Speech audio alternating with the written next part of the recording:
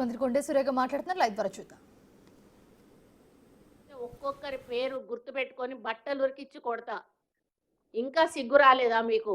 మిమ్మల్ని చీ అని ప్రజలు తిరస్కరించి మీ 10 ఏళ్ల పాలనలో మీరు ప్రజల వైపు కన్నెత్తి చూడలేదు, పన్నెత్తి పలకరించలేదు. వాళ్ళకి ఆ కష్టాల్లో లేరు, సుఖాల్లో లేరు, బాధల్లో లేరు. మీరు చేయలేదా? భూమి ల్యాండ్ అక్వైర్ రైతుల పోసుకోలేదా? ఇప్పటివరకు కూడా తప్పులేదే.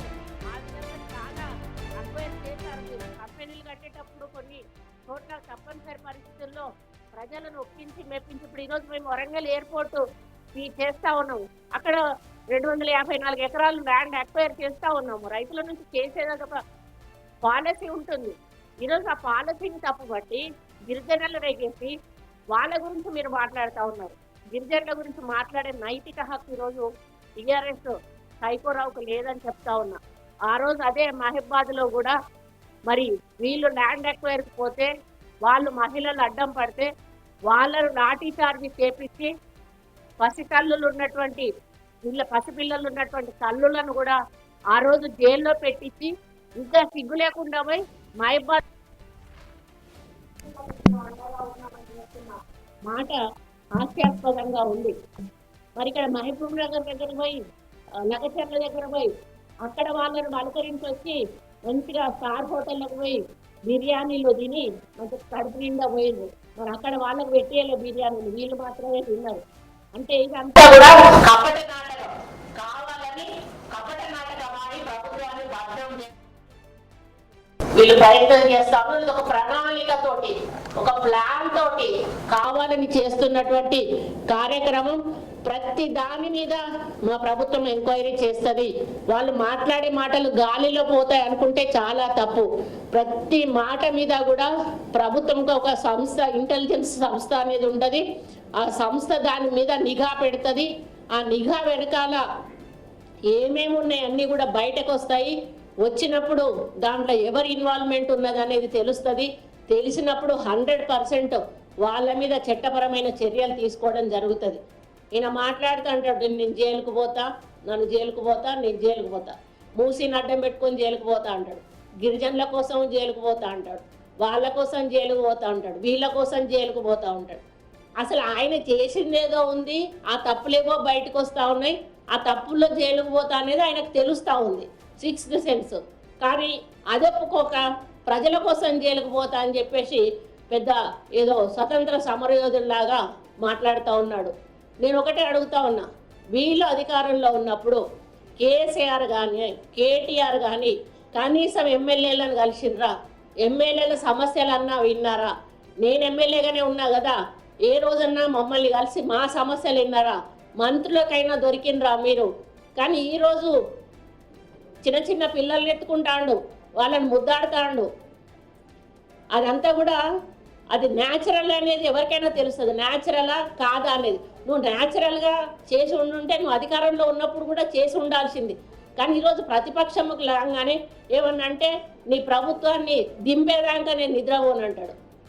ఎట్లా దింపుతావు? 5 ఏళ్ళ దాకా నీకు ఏం అధికారం ఉన్నదని దింపుతావు? ఆ మాత్రం జనరల్ నాలెడ్జ్ కూడా లేదా సైకోరావు నీకు? ఇప్పుడు ఒక ప్రజాస్వామ్య పద్ధతిలో ప్రభుత్వం ఎన్నుకున్నాక 5 సంవత్సరాల ప్రభుత్వం నడుస్తుంది. మైనారిటీలో పడితే కానీ ప్రభుత్వం పడిపోతుంది. ఏమన్నంటే నేను దించుతా, నేను దించేదే అని అంటాడు. అది అసలు నాకు అర్థమే అవుతలేదు, ఎందుకంటాడు ఆయన ఆ మాట అని చెప్పేసి. 5 సంవత్సరాల తర్వాత మేము అధికారంలోకి వస్తాం, మిమ్మల్ని దింపి అని మాట్లాడితే ఒక పద్ధతి ఉంటుంది, కానీ మేము ఇప్పుడే దింపుతా అని చెప్పేసి మాట్లాడతాడు.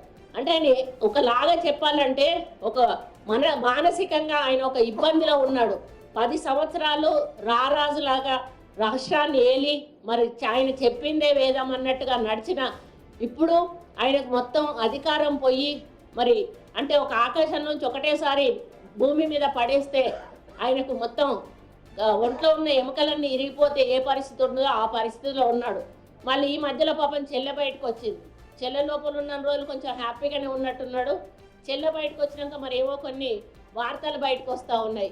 మరి కాసేపు హరీష్ రావు కవిత ఒకటైందా ఎతాన్రని, లేకపోతే ఏదో కేసీఆర్ కవితకేదో ఆమెకు ప్రముఖ స్థానం ఏదో ఇవ్వబోతున్నాడని, మరి కొంచెం ఈరోజు బీఆర్ఎస్ పార్టీ కొంచెం ప్రజల్లో చులకన కావడానికి కేటీఆర్ చేసే కార్యక్రమాల వల్ల కొంత పేరు పడిపోతుందని ఇటువంటి వార్తలు కూడా వస్తున్నాయి.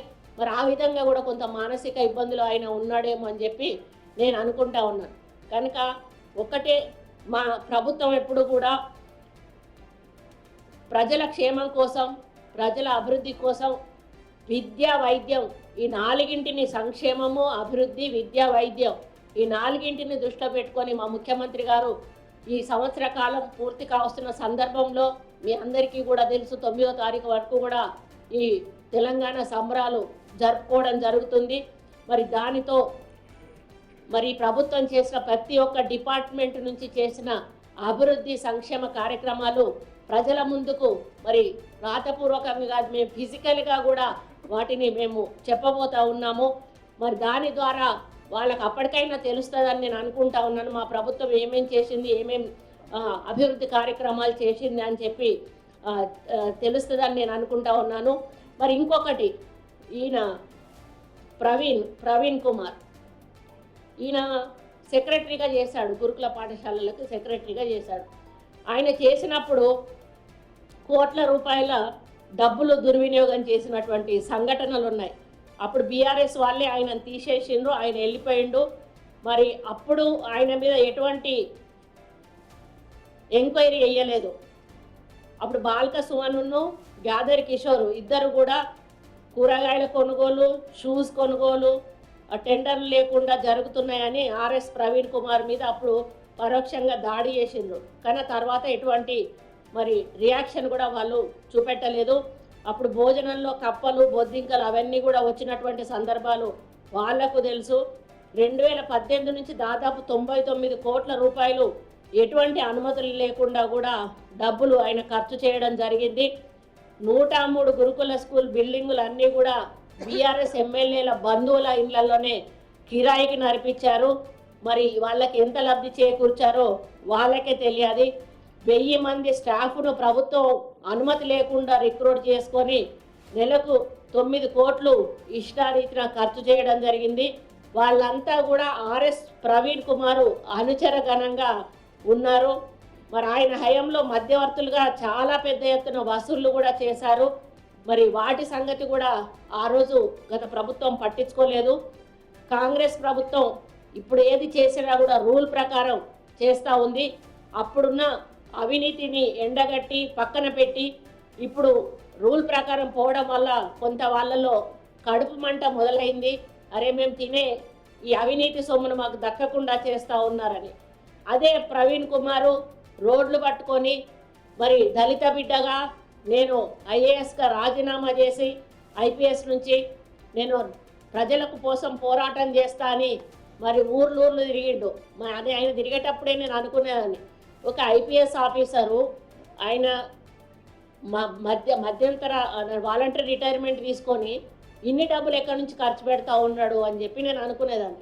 దాని వెనకాల ఎవరు ఉన్నారు అనేది ఎప్పుడు అర్థమైంది అంటే ఆయన ఎప్పుడైతే వచ్చి టీఆర్ఎస్లో జాయిన్ అయ్యిండో అప్పుడు అర్థమైంది. అంటే దళిత ఓటర్లను ఒక వైపుకు మళ్లించడానికి ప్రవీణ్ కుమార్ను పావుగా వాడుకొని కేసీఆర్ ఇదంతా కూడా డ్రామా చేపించాడు అనేది. మరి కేసీఆర్నే తిట్టకుండా పొల్లు తిట్టి మళ్ళీ వచ్చి సిగ్గు లేకుండా టీఆర్ఎస్ పార్టీలో చేరి ఇప్పుడు జరుగుతున్న సంఘటనలన్నిటికీ కూడా కారణం ఆర్ఎస్ ప్రవీణ్ కుమార్ హస్తం ఉందని చెప్పి నేను నమ్ముతా ఉన్నాను. ఎందుకంటే ఆయనకు అన్ని హాస్టల్స్లో కూడా ఆయన అనుచరగణం ఉన్నది. కొంతమంది ఆయన వర్గాలను ఏర్పాటు చేసుకున్నాడు.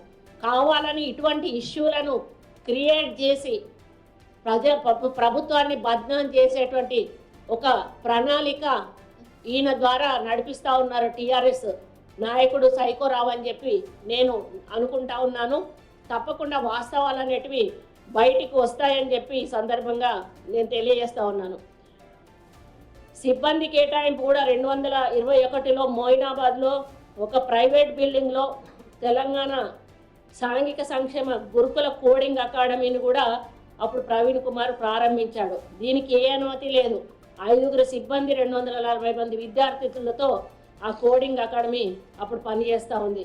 ఈ ప్రజాప్రభుత్వం ఏర్పడిన తర్వాత 21 మంది సిబ్బందిని, 2 వాచ్మెన్లు, పూర్తి స్థాయి ల్యాబ్ ఏర్పాటు చేసి మాకు ప్రభుత్వానికి దాని మీద ఉన్న చిత్తశుద్ధి ఏందో మేము ఈరోజు చూపించడం జరిగింది. కోడింగ్ బోధన అంటూ ఒక ప్రైవేట్ కంపెనీకి అప్పుడు 3 కోట్ల రూపాయలు కూడా ఇవ్వడం జరిగింది. అది ఆర్ఎస్ ప్రవీణ్ కుమార్ దానికి ఆన్సర్ చేయాల్సిన అవసరం ఉంది. ఆ రోజు అక్రమాలు పాపాల పుట్ట ఏదన్నా ఉంది అంటే కేవలం టీఆర్ఎస్ బీఆర్ఎస్ అధికారంలో ఉన్నప్పుడు ప్రవీణ్ దాని సెక్రటరీగా ఉన్నప్పుడు మాత్రం జరిగింది. ఆయన తర్వాత కూడా వీళ్ళు ఎప్పుడు కూడా ఈ గురుకుల పాఠశాలను పట్టించుకోలేదు. ఈరోజు మా ప్రభుత్వము ఒక్కొక్క కాన్స్టిట్యున్సీకి 25 ఎకరాలలో ఇంటిగ్రేటెడ్ గురుకుల పాఠశాలలు మంజూరు చేసి మా చిత్తశుద్ధి ఏంటో ఈరోజు మా ప్రభుత్వం చెప్పకనే చెప్పింది అని ఈ సందర్భంగా తెలియజేస్తూ ఉన్నాను. మరి నిబంధనలకు విరుద్ధంగా నియామకాలు జరిగినాయి, సరుకుల సరఫరా జరిగింది. మరి అంతా కూడా ఆర్ఎస్ ప్రవీణ్ కుమార్ మనుషులకే జరిగింది. మరి గురుకులాల కీర్తిని నిలబెట్టేలా ఈరోజు కాంగ్రెస్ పార్టీ రేవంత్ రెడ్డి గారి నాయకత్వంలో మరి కార్యక్రమాలు చేపట్టడం జరుగుతూ ఉంది. మరి అప్పుడు జరిగినటువంటి అక్రమాలు జరగకుండా అన్నిటినీ కూడా ప్రక్షాళన చేసి మరి మంచి వాతావరణంలో పిల్లలు చదువుకునే విధంగా మేము కార్యక్రమాలు చేపడుతున్నాం అనేది ఈ సందర్భంగా. మరి 70% పైగా గురుకుల భవనాలు లేవు. మరి అద్దె భవనాలలో నడిపించారు కాబట్టి ఈరోజు మేము సొంత భవనాలు నిర్మాణం చేయాలని మేము ఈరోజు శాంక్షన్స్ కూడా చేసి ఫౌండేషన్స్ కూడా కొన్ని చోట్ల వేయడం జరిగింది. మరి ఒక మాఫియా నడిపాడు ఆ రోజు ఆర్ఎస్ ప్రవీణ్ కుమారు. కమ్యూనిటీ రిలేషన్ ఆఫీసర్ను ఎలాంటి నిబంధనలు లేకుండా ఒక అతన్ని పెట్టుకొని ఆయన ద్వారా ఈ మొత్తం ఇది ఏదైతే ఉందో ఈ స్కామ్ అంతా కూడా ఆయన నడిపించడం జరిగింది. అదేవిధంగా గురుకులాల్లో అసిస్టెంట్ కేర్ టేకర్లను నియమించారు. అంటే వీళ్ళే సరుకులను సప్లై చేస్తారు. వీళ్ళందరూ కూడా ఈయనకు అంటే ఈయన వెంట ఉండి ఈయనకు సహాయకులుగా ఉన్న వాళ్ళందరూ కూడా ఈయనకు వంత వాడే వాళ్ళందరూ. అయితే వీటి మీద కూడా మేము నిబంధనలు తొలగించి మళ్ళీ టెండర్ ప్రాసెస్లో మేము సరుకులు అవి సప్లై చేసే కార్యక్రమాన్ని కూడా మరి చేయడం జరుగుతుంది. ఏ చిన్న సంఘటన జరిగినా కూడా మరి మేము వెంటనే స్పందించి వెంటనే వాళ్ళ మీద అధికారుల మీద యాక్షన్ తీసుకోవడమే కాకుండా మరి వెంటనే తగు చర్యలను కూడా చేపట్టడం జరుగుతూ ఉంది.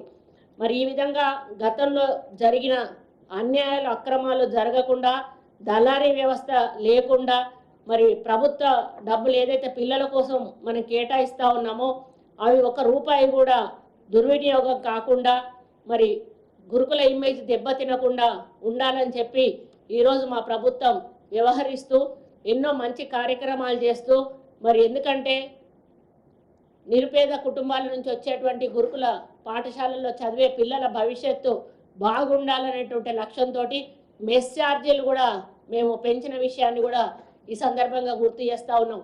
ఎన్నో సంవత్సరాల క్రితం ఉన్నటువంటి మెస్ ఛార్జీలను ఈరోజు 200% పెంచినటువంటి ఘనత ఈరోజు రేవంత్ రెడ్డి గారిది, కాంగ్రెస్ ప్రభుత్వం అని చెప్పి ఈ సందర్భంగా నేను తెలియజేస్తూ ఉన్నాను.